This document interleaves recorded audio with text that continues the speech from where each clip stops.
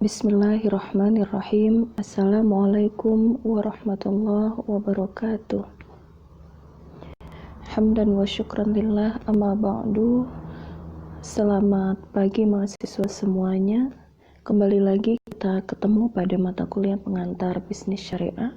Hari ini kita sudah sampai kepada pertemuan kelima, dan kita masuk kepada topik tentang peranan dan fungsi manajemen dalam mengelola bisnis.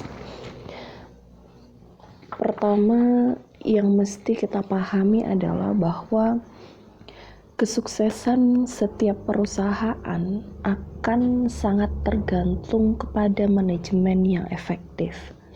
Oleh karena itu, setiap perusahaan harus menjalankan manajemennya.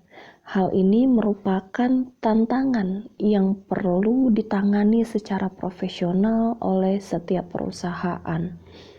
Semangat dan ketekunan kerja saja itu tidak menjamin kesuksesan manajemen dalam mengelola kegiatan perusahaan. Berbagai jenis keahlian diperlukan agar dapat mengurus perusahaan secara efisien dan menguntungkan. Jadi ada hal-hal penting kenapa manajemen ini diperlukan, terutama bagaimana supaya kita bisa menjalankan perusahaan secara efektif dan efisien dan tentunya mendatangkan laba bagi perusahaan. Nah, sebelum kita masuk lebih jauh, kita mesti lihat bahwa organisasi itu merupakan sekumpulan orang-orang yang sepakat untuk mencapai tujuan tertentu dan melakukan kerja untuk mencapai tujuan tersebut. Nah, sesuatu dikatakan organisasi jika mengandung 3 poin di atas, yaitu kumpulan orang-orang yang memiliki tujuan tertentu dan bekerja untuk mencapai tujuan tersebut. Berarti tidak semua kumpulan itu dikatakan organisasi begitu. Misal, kalau kita melihat ada perkumpulan orang-orang di jalanan, itu belum tentu organisasi. Kenapa? Karena memang orang-orang di jalanan yang berkumpul di jalanan itu merupakan sekumpulan orang-orang, tetapi belum tentu dia sepakat untuk mencapai tujuan tertentu dan mereka juga tidak melakukan kerja untuk mencapai tujuan tersebut. Nah, jadi tidak semua perkumpulan itu dikatakan organisasi. Dan pada umumnya perusahaan itu merupakan suatu organisasi karena operasinya dijalankan oleh banyak orang. Dan tentunya perusahaan punya tujuan tertentu dan melakukan kerja untuk mencapai tujuan tersebut begitu. Nah, lalu seperti yang dijelaskan di awal tadi bahwa manajemen dalam suatu organisasi atau dalam suatu perusahaan itu penting untuk menciptakan suatu organisasi yang efektif dan efisien. Nah, manajemen tersebut diartikan sebagai POAK, planning, organizing, actuating, dan controlling begitu. Manajemen itu juga bisa dikatakan sebagai ilmu dan seni. Manajemen dikatakan sebagai ilmu karena manajemen ini merupakan suatu disiplin ilmu pengetahuan yang mempelajari bagaimana supaya kita bisa menggerakkan orang-orang, bagaimana cara kita mengatur sesuatu sehingga kita bisa mencapai apa-apa yang sudah kita rencanakan. Nah, manajemen dikatakan sebuah seni karena manajemen itu adalah seni dalam menyelesaikan suatu pekerjaan melalui orang lain. Itu kata Mary Parker Follett begitu. Nah, ada fungsi-fungsi manajemen. Kata Josh Terry ada POAK, planning, organizing, actuating, dan controlling. Planning atau perencanaan ada beberapa poin. Yang pertama, menentukan tujuan yang akan dicapai, merumuskan tindakan untuk mencapai tujuan, dan menentukan dana yang diperlukan untuk mencapai tujuan. Nah, 3 poin inilah yang penting direncanakan, ditetapkan pada tataran planning, tujuan perusahaan, tindakan untuk mencapai tujuan, dan dana untuk mencapai tujuan begitu. Nah, setelah planning kita perlu mengorganisasikan. organisasi ini yang harus kita tentukan adalah bentuk organisasi perusahaan apa dan menentukan pekerja yang akan melaksanakan tugas begitu. Pada tahapan organizing ini yang perlu diperhatikan adalah kita harus menyediakan atau menyiapkan job description. Dalam artian apa? Pembagian kerja pada tataran organizing ini agar harus jelas begitu. Supaya apa? Supaya semua yang sudah direncanakan itu bisa tercapai dan dilaksanakan dengan sebaik-baiknya. Kalau job desk seseorang pekerja tidak jelas, maka akan menyebabkan kerancuan mereka dalam bekerja. Maka penting dalam suatu organisasi perusahaan menjelaskan siapa akan mengerjakan apa begitu. Nah, lalu berikutnya adalah actuating.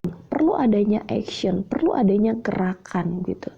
Pekerja perlu digerakkan oleh pimpinan atau manajernya sehingga bisa melaksanakan pekerjaan-pekerjaan yang sudah direncanakan dan sudah dibagi pada tataran organizing. Nah, dan yang tidak kalah pentingnya adalah controlling.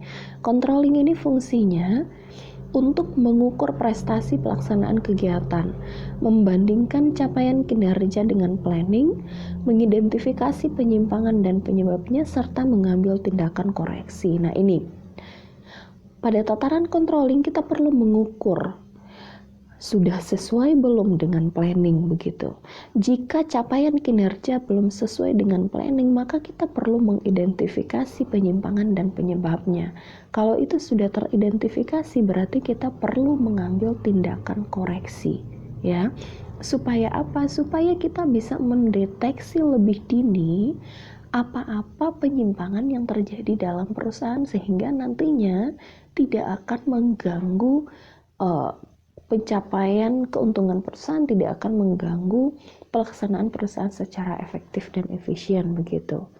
Nah, perencanaan tersebut dalam suatu perusahaan atau dalam suatu organisasi terdiri dari perencanaan strategis dan perencanaan taktis. Perencanaan strategis merupakan perencanaan jangka panjang dengan jangka waktu 3-5 tahun. Sedangkan perencanaan taktis merupakan perencanaan operasional dengan jangka waktu pendek dengan jangka waktu sampai 3 tahun, 1-3 tahun. Nah, ada beberapa tahapan dalam perencanaan. Yang pertama, menentukan visi misi perusahaan. Ini penting, perusahaan mau dijadikan apa itu direncanakan pada tahapan perencanaan. Meramalkan perkembangan perusahaan, menganalisis persaingan, menetapkan sasaran dan tujuan, serta mengembangkan rencana kegiatan. Ini pada tataran perencanaan. Nah, tadi disebut-sebut bahwa fungsi manajemen dalam suatu organisasi adalah untuk menciptakan suatu organisasi yang efektif dan efisien begitu. Nah, manajemen yang efektif dan efisien, kita perlu tahu efektif dan efisien itu apa. Efektif itu artinya menjalankan suatu pekerjaan secara tepat dan benar, ya. Tepat sesuai dengan perencanaan, benar sesuai dengan aturan-aturan yang ada, dan benar sesuai dengan apa yang sudah direncanakan. Nah, efisien adalah menyelesaikan suatu pekerjaan dengan meminimalisir penggunaan sumber daya. Sumber daya apa aja yang diminimalisir? Banyak hal, misal sumber daya alam, sumber daya modal, sumber daya manusia, sehingga dengan meminimalisir penggunaan sumber daya alam itu bisa menyebabkan terciptanya suatu keuntungan, tetapi tentunya minimalisir itu tidak boleh menyebabkan terjadinya manajemen yang tidak efektif begitu. Nah, ada jenjang manajemen dan keahlian yang diperlukan. Jadi dalam suatu perusahaan itu nanti akan ada manajer. Manajer itu adalah seseorang yang memimpin di dalam suatu proses manajemen tertentu, ya. Nah, ada beberapa jenjang manajemen, ada top manager, ada middle manager, dan ada lower atau first line manager begitu. Nah, pada top manager, yaitu manajer pada tingkatan atas, keahlian yang harus mereka miliki adalah conceptual skill. Conceptual skill itu dalam artian apa? Mereka adalah orang yang berada di pucuk pimpinan sehingga akan merencanakan banyak hal terkait dengan keberlangsungan perusahaan. Nah, karena itulah mereka harus memiliki keahlian tentang konseptual begitu, karena dia akan merencanakan banyak hal terkait hal-hal penting dalam perusahaan. Nah, lalu ada middle manager. Middle manager, keahlian yang harus dimiliki adalah human skill. Human skill itu adalah ilmu kemanusiaan atau ilmu cara mengkomunikasikan sesuatu dengan baik begitu.